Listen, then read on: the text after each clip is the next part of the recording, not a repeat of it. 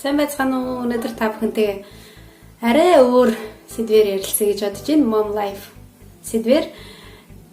Тэгэхээр юу ярих вэ гэхээр өнөөдөр Оросд хүүхэд өсгөх үнэтэй юу? Хэр үнэтэй вэ? Хэр боломжтой вэ? Ямар үйлчлэгээ хүүхдүүдэд заавал одоо авах шаардлагатай вэ те? Тэгэхээр өнөөдөр хэдүүлээ зөвхөн хүүхэд өсгөх ерөнхийдөө хэрэг үнэтэй байдаг талаар ярилцъя. Би өнөөдөр хүүхдийн дэлгүүр ороод ирлээ. Тэгээд 1500 рубльт ямар бүтээгдэхүүн авснаа энэ бичлэгний доор давхар оруулъя гэж бодож байна. Хүнс хамгийн эхлээд хүнсний талаар яриа. Хүнс Оросд тийм ч амар үнэтэй биш гэж боддог. Би Монголыг бодох юм бол би Монголд хүнс арай үнэтэй юм байна гэж бодсон Оросоос тэр тусмаа хүүхдэд хамааралтай те. Хүүхдийн сүү, хүүхдийн каш, нэмэлт одоо хүндэн сүү ордоггүй эхчүүдэд бол маш хэцүү гэдэг нэмэлтээр ийм том насавтай сүү авч хүүхдүүдэд хооллоход те. Тэгээд дээрэс нь эдэм насны онцлогоос хамаарат нэмэлт бүтээгдэхүүнүүд заавал өгөх шаардлага гардаг хүүхдэд. Тэгэхээр өнөөдөр 1500 рубльт би ерөнхийдөө нэг 3-4 хоногийн бүтээгдэхүүнээ авсан байгаа. Тэгэхээр ийм сүү авсан 1 литр нь жишээлбэл 70-90 рубль хооронд. Тэгэхээр 3-4 төгрөг те. Ийм каш иддэг байгаа манай охин. Ийм каш болохоор нэг 100 рубль ч юм уу те. 3-4 хоног иддэг. Тэгээд хүнсэнд бол манайх ерөнхийдөө сард нэг 2 том хүн, тэгээд 3 бага насны хүүхэд те. Нэгээс 7 насны 3 хүүхэдтэй гэхэд хүнсэнд манайх нэг 20,000 рубль сард үрээд байгаа гэж би тооцоолсон. Тэгэхээр 20,000 рубль гэдэг бол Монгол мөнгөөр нэг 800,000 төгрөг те. 800,000 төгрөг. Тэгээд энэ 20,000 рубльд юу орж байгаа гэх юм бол хүүхдийн нэмэлт тэжээлүүд орж ийн, нэмэлт хүнснүүд, витамин орж ийн. Дээрээс нь бусад хүнсний бүтээгдэхүүнүүд орж ийн те. Одоо юу гэдэг өдөр тутмын мах сүү талах өндөр юучуд юм те. Тэгээд тэр болгон өчргөө гадуур хооллолдоггүй манайх зөвхөн гэртээ хооллолдог учраас хүнс харимж гайгүй хямдхан тусч байгаа гэж би бодож байгаа. Өөр хүүхдэд ямар мөнгө орох вэ гэх юм бол памперс те сарын хэрэглээ ах хэрэглээ памперс салфетик нойтон салфетик соосох тэгэл үуч гэдгийг ойр зур ганц нэг тэрко оймс энэ үлрэлийн чанартай биш нэг нэмэлт юмд байдаг да нэг оймс тэрко ойр зур юм авах хэрэг гардаг те юм ингээд оруулаад бодоход сард би дахиад 10,000 рубль хүрч байгаа хүүхдийн дэлгүүрт. Тэгээд ингээд 30,000 рубль болчихж байгаа. Тэгээд дээрэс нь хүүхдийн боловсролд ямар мөнгө өргөддөг вэ гэхээр манайх 3 хүүхэдтэй олон хүүхэдтэй айл гэж авдаг. Олон хүүхэдтэй айлд хүнлэлт идэлүүлдэг. Энд тэнд 50%, 70%, заримдаа 100%. Тэгэхээр манайха бүх дугуулн секцэд бол манай хүүхдүүд хамрагдаж явдаг. Бүх боломжтой тий. Одоо жишээлбэл хөгжмийн сургууль байна. Хөгжмийн сургуульд манайх 720 рубль төлөх стаас 320 рубль 360 рубль төлж байгаа. Хүүхдийн Санкогийн гимнастик байна. Гимнастик 600 рубль төлөх стаас 300 рубль төлж байгаа. Цэцэрлэг 3,000 рубль төлөх стаас 1,500 рубль төлж байгаа. Санкод сургууль болохоор хүнсэнд сургуулийн хоолны мөнгө гэж манайх юус төлдөггүй. 2-оос доош хүүхдтэй айлууд бол тэнд бас 1,500 рубль төлж байгаа. Тэгэхээр яагаад цэцэрлэг 3,000 сургууль 1,500 юм бэ гэхээр цэцэрлэгт 4 удаа хооллдог, сургуульд 2 удаа хооллдог. Сургуульд өглөөний цай, өдрийн цай гэж өгдөг, өдрийн унд гэж өгдөг. Өдрийн унданд болохоор 1-2 дугаар хоол, салаад энэ төр ордог. Тэгээд дээрэс нь талах мас эсвэл ийм жижиг бүүлчиг юм өгдөг, бичэн юм уу те. Тэгээд дээрэс нь цай, эсвэл какао, эсвэл кисель өгдөг байгаа. Цэцэрлэгт болохоор 4 удаа хооллдог. Өглөөний цай, талах маасал, өдрийн цай, жимс заримдаа бас оруулж ирдэг. Тэгвэл 5 удаа болчихно. Заримдаа болохоор жимс орж ирдэг юм байна. Өдийн цайн дээр болохоор 1-2 дугаар хуул, салаад гэдэг үн. Тэгээд унтаад сэрсний дараа болохоор дахиад тараг эсвэл юу өгдөг байгаа. Тараг юм эсвэл эдэм өгдөг. Оройны хоолн дээр болохоор зөвхөн 2 дугаар хоол. Тэгээд юу өгдөг байгаа. Дахиад талах маасалтай өгдөг. Ингээд бодохоор цэцэрлэгт 4-5 удаа хооллолдог учраас 3,000 рубль байх нь бол зөв. Өдрийн 130 рубль л үү тэгээд тооцогддог. Манайх болохоор 4 биелсэн 1,500 рубль төлж байгаа. 50% хөнгөлөлт хийлээд олон хүүхэдтэй айл гэдэг категорид орж явдаг байгаа. Сургуульд болохоор манайх ерөөсөө мөнгө төлдөггүй. Бас олон хүүхэдтэй айл гэдгээр өнгөө хоол иддэг.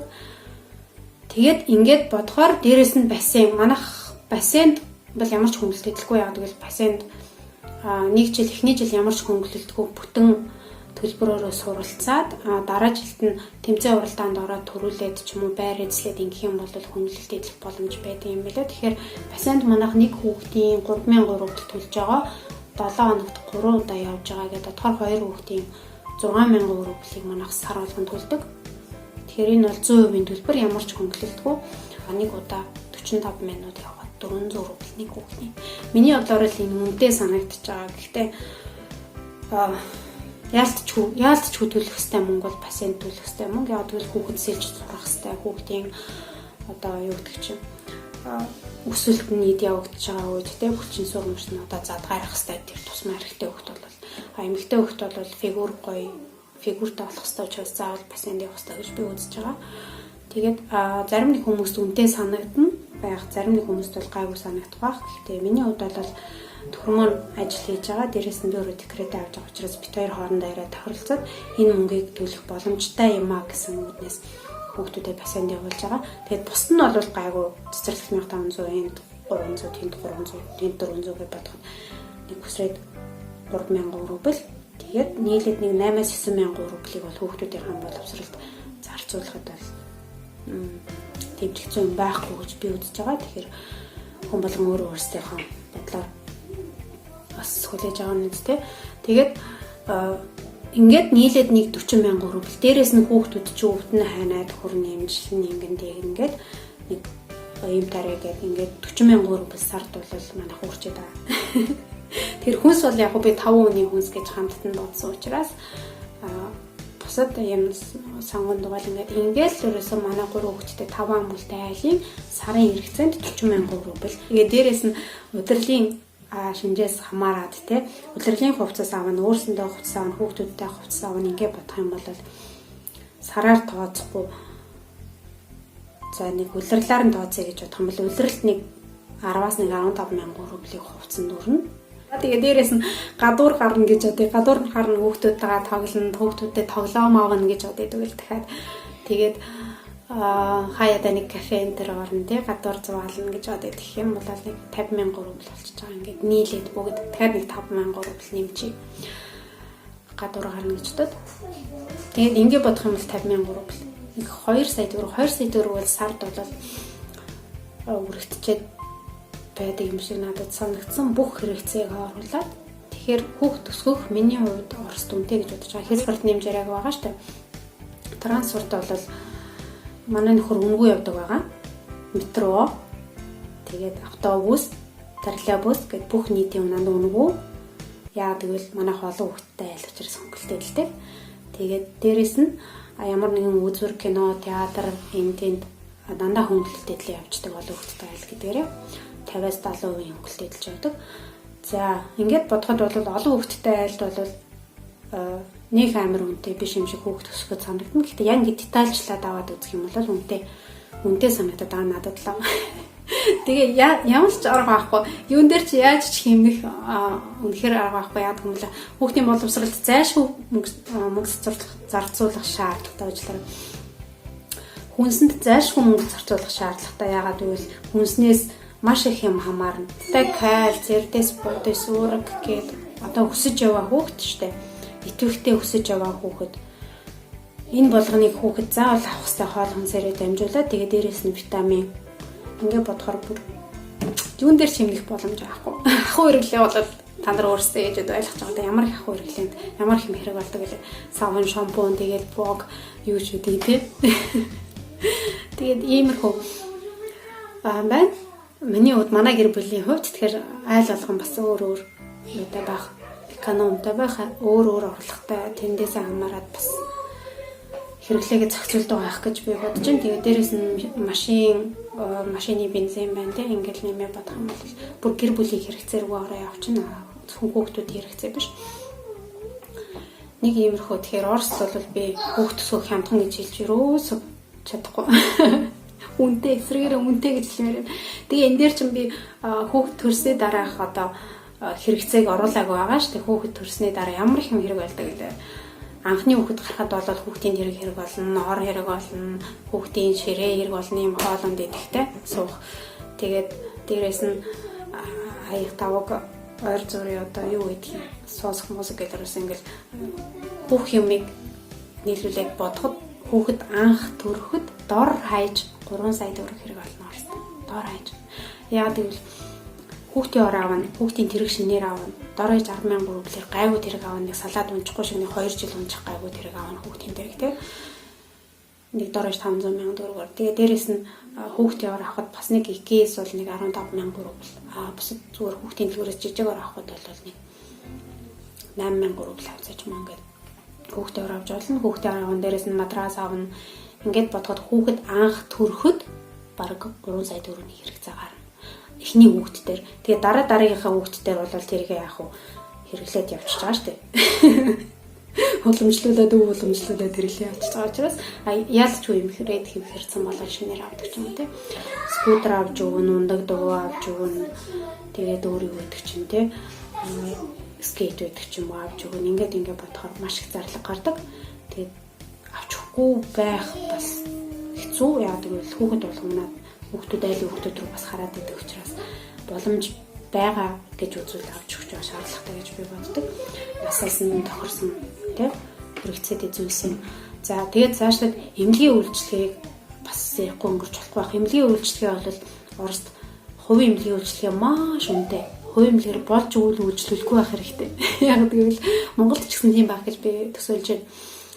Яагаад гэвэл би анх ирчээд анхныхаа хүүхдийг гаргахдаа энэ талаар хэрвээ сонирхох юм бол тусдаа бичлэг оруулж болно. Анхныхаа хүүхдийг гаргахдаа ямар ч бичиг баримтаа бүрдүүлж амжаагүй байсан төрөх бүр төгсөн байсан учраас би 36 7 оноотой байхдаа ирээд тэгээд эмнэлгээр утсан ч намайг хүлээж аваагүй. Учраас хувийн эмнэлэг дээр утсан хувийн эмнэлэг дээр төрөхөд очиход төрүүлээ те төрсөн дараа 3 хоногийн эмчилгээний үйлчлэг хамаараад бараг 5 сая төгрөг гэж хэлсэн. Тэгээд хүнтэй санагдаад нөхөртөөгөө ярьж аваад тэр хувийн их баригч олоод 2 саяар тэр үедээ их бариулж авч ирсэн хүүхдээ. Тэгээд хүүхдийн эмнэлэгт одоо очиод зөвхөн үзүүлэхэд 500 рубль 700 рубль зөвхөн үзүүлэхэд. Тэгээд цаашаа эмчилгээ бичүүлэх юм бол 2,000 рубль 3,000 рубль гээд явна. Шүд хүүхдийн шүд өвдөд яралтай очиж авахлахаар болох юм бол амралтын өдөр ч юм уу те улсын эмнэлэг хаалттай очиод авах юм бол нэг шүд авахлахад 2,000 рубль. Тэгээд нэг анализ нэг шинжилгээ явахад 200 рубль 300 рубль. Тийм учраас эмчилгээнд маш их хүрэгдэн хэрвээ улсын эмнэлэгт л очих бол улсын эмнэлэг бол бүх юм өнгөө, тариа өнгөө, дөрвөн дуудахад өнгөө, хэвтэж эмчилүүлэхэд өнгөө, бүх юм өнгөө.